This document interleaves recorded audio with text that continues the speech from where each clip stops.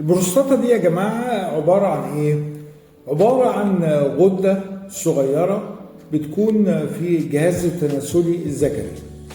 شكلها بالظبط شبه حباية عين الجمل كده بالظبط في الحجم والشكل، هنوريها لكم دلوقتي ان شاء الله. مكانها بيكون اسفل المثانة. هي بتحيط مكانها بالظبط يعني في الجزء الاولاني من القناة بتاعة مجرى البول، وبالتالي بتنقل البول من المثانة للقضيب عشان يخرج بره. ليها وظيفة طبعا في غاية الأهمية، إنها بتفرز سائل بيغذي وبيحمي الحيوانات المنوية. وزنها الطبيعي في السن من 20 ل 40 بتكون في حدود من 15 ل 25 جرام. ده الوزن بتاعها الطبيعي. أما بيحصل تقدم في السن هي بتكبر طبيعي، بس أما بتكبر بقى وبتوصل مثلا لأكتر من 30 جرام ولا حاجة، أحيانا بتوصل عند كبار السن مثلا فوق ال 50 وال 60 وال 70 وكده، بتوصل لإيه من 60 ل 80 جرام. وفوق 80 سنة ممكن بتحصل لإيه ل 100 جرام. طبعا بتسبب مشاكل، طبعا لما بيكبر الحجم بتاعها بتسبب مشاكل إيه الحقيقة مؤلمة جدا. ليه؟ بيبدأ المريض يحس طبعا إن هو بيخش الحمام كتير خاصة بالليل. بيحس ان هو ما بيقدرش يفرغ المثانه بتاعته، بيتبقى فيها طبعا ايه شويه بول، فعشان كده بيبقى عايز يخش كل شويه الحمام. بيحصل كمان تقطيع في البول ما بينزلش سالك كده، بينزل ايه متقطع. وبدايه اخراج البول في حد ذاته كمان بيكون فيه صعوبه. نعرف حجمها ازاي؟ بالسونار، مفيش اكتر ايه من كده.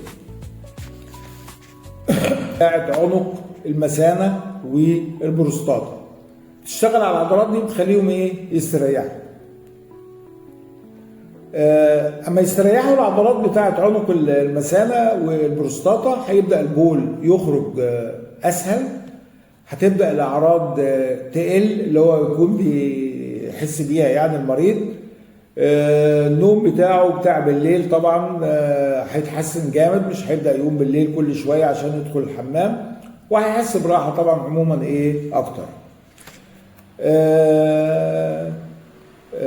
تمثلوسين ده بيتاخد قرص واحد بس كله 24 ساعة، يعني ثبت الميعاد اللي انت بتاخده فيه. هو بيتاخد مرة واحدة في اليوم، يفضل ان هو يتاخد بعد الغداء، بس يا ريت ان احنا نثبت الايه الميعاد بتاعه كل 24 ساعة بالظبط. المفروض ان هو بيحسن الاعراض دي كلها. القرص طبعا زي ما احنا عارفين بيشتغل طول اليوم، يعني هو طويل المفعول. بيصغر حجم المثانة؟ لا، هو ما بيصغرش حجم المثانة، بس الاعراض كلها اللي هو المريض بيحس بيها دي بتختفي يعني ان شاء الله على طول. يعني ليه اعراض جانبيه يا دكتور؟ ليه طبعا زي اي دواء يعني عادي، ما فيش مشاكل. يعني في طبعا دوخه بيحس بيها المريض، وخاصه لو قام مره واحده، يعني نايم على السرير وقام مره واحده كده من غير ما يهدى شويه.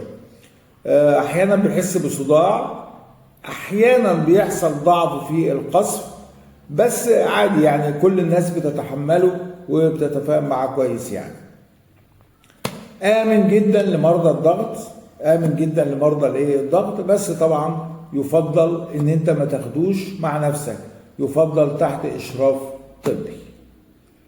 لو كنت استفدت في المعلومة دي، دكتور محمد اليماني، قناة طبيب الأسرة.